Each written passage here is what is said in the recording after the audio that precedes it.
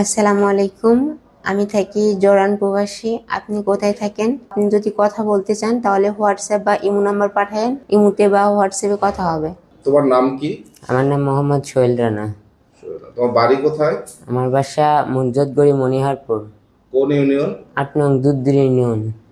আচ্ছা, তুমি যে কালকে আমরা দাঁড়ায় দাঁড়ায় দূর থেকে গোপনে শুনতেছিলাম যে তুমি একজন মানুষের সাথে মেয়ে কণ্ঠে কথা বলতেছিলা। কিভাবে মেয়ে কণ্ঠে তুমি কথা বলতেছিলে একটু শোনাও তো। আসসালামু আলাইকুম। আমি থাকি জর্ডান প্রবাসী। আপনি কোথায় থাকেন? তো আমি এখানে মেডিকেল রিসেপশনে জব করি। তো আপনি যদি কথা বলতে চান তাহলে হোয়াটসঅ্যাপ বা ইমো নাম্বার পাঠায়েন, ইমোতে বা হোয়াটসঅ্যাপে কথা হবে। তারপরে ধরেন যে আপনারা ওনারা নাম্বার দেয়, ওনারা নাম্বার দেওয়ার পরে আমরা যে ওয়েবটা ইউজ করি ওই ওয়েবে ধরেন যে নাম্বারটা বসানোর পরে ওনারা আবার কল দিই। কল দেওয়ার পরে আসসালামু আলাইকুম ভাইয়া, আপনার নাম্বারটা সেভ করলাম কিন্তু হোয়াটসঅ্যাপে আসে না, ইমো আসে না। বাট আমার হোয়াটসঅ্যাপের ইউজার নেমটা যদি আপনারা বলে দিই আপনি লিখতে পারবেন?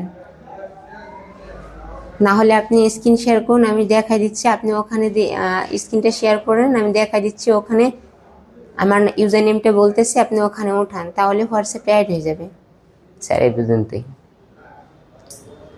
আচ্ছা, তুমি এই কাজের সাথে কতদিন ধরে জড়িত? স্যার 15 দিন। 15 দিন? জি স্যার। তুমি এই এই যে মোবাইলের যে এই কাজগুলা এভাবে এগুলো করতে হয়, তুমি কার কাছ থেকে শিখেছো? স্যার বাগাতে এক ছেলের কাছ থেকে, মানে আমি তখন ফ্যাক্টরিতে কাজ করতাম, তখনও মানে ফ্যাক্টরিতে কাজ করতো এবং ফ্যাক্টরির মানে মাঝখানে ওই ব্যবসাটা করতো।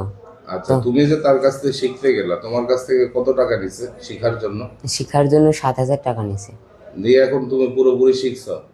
স্যার হালকা পাতলা শিখছি, মানে যেটুকু শিখছি ওইটুকু দিয়েই চেষ্টা করছি স্যার। আচ্ছা, এই বিদেশি শুধু না আমাদের দেশের মানুষদেরকেও এইভাবে ইয়ে করো? স্যার বিদেশি খালি। দেশের মানুষদের করো না? না স্যার।